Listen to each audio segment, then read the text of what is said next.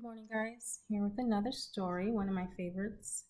Miss Nelson is Missing by Harry Allard and James Marshall.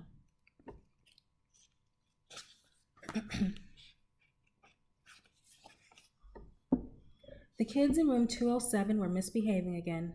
Spitballs stuck to the ceiling, paper planes whizzed through the air. They were the worst behaved class in the whole school. Where's the paper airplanes and spitballs? Spitballs were on the ceiling. Now settle down, said Miss Nelson in a sweet voice. But the class would not settle down. They whispered and giggled. They squirmed and made faces.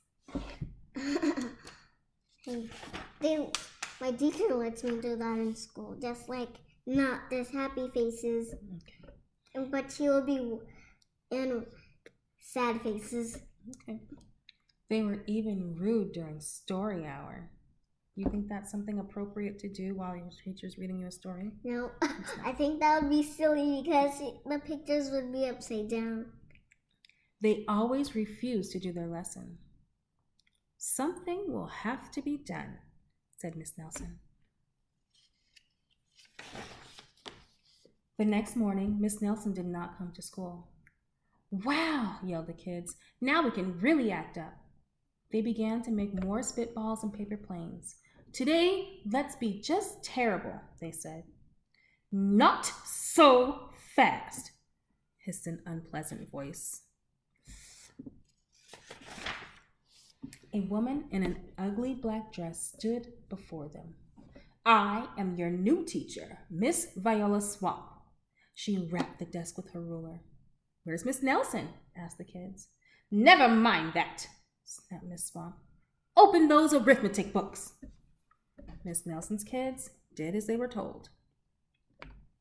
Miss Swamp. They could see that Miss Swamp was a real witch. She meant business. Right away, she put them to work, and she loaded them down with homework. Wow, that must be a lot of homework. I wouldn't want to have a teacher like that. We'll have no story hour today, said Miss Swamp. Keep your mouth shut, said Miss Swamp. Sit perfectly still, said Miss Swamp. And if you misbehave, you'll be sorry, said Miss Swamp.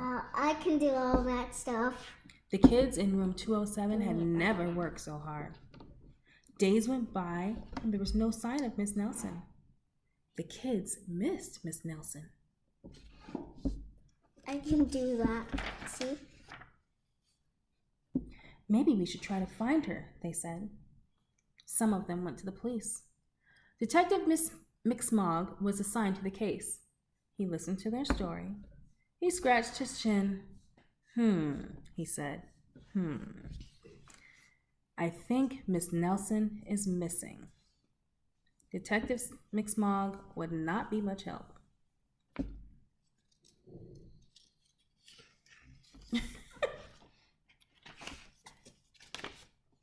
Other kids went to Miss Nelson's house. The shades were tightly drawn and no one answered the door. In fact, the only person they did see was the wicked Miss Viola Swamp coming up the street. If she sees us, she'll give us more homework. That looks like Miss Nelson. They got away just in time. Maybe something terrible happened to Miss Nelson. Maybe she was gobbled up by a shark, said one of the kids. But that didn't seem likely. Maybe Miss Nelson went to Mars, said another kid. But that didn't seem likely either. I know, exclaimed one know-it-all. Maybe Miss Nelson's car was carried off by a swarm of angry butterflies. But that was the least likely of all. Do you think that happened? No. Because butterflies can't pick up a whole car. The kids in room 207 became very discouraged. It seemed that Miss Nelson was never coming back, and they would be stuck with Miss Viola Swamp forever. They heard footsteps in the hall. Here comes the witch, they whispered. Hello, children, someone said in a sweet voice. Miss Nelson. Did you miss me? She asked. We certainly did, cried all the kids. Where were you? That's my little secret, said Miss Nelson. How about a story hour? Oh, yes, cried the kids. Miss Nelson noticed that during story hour, no one was rude or silly. What brought about this lovely change? She asked. That's our little secret, said the kids.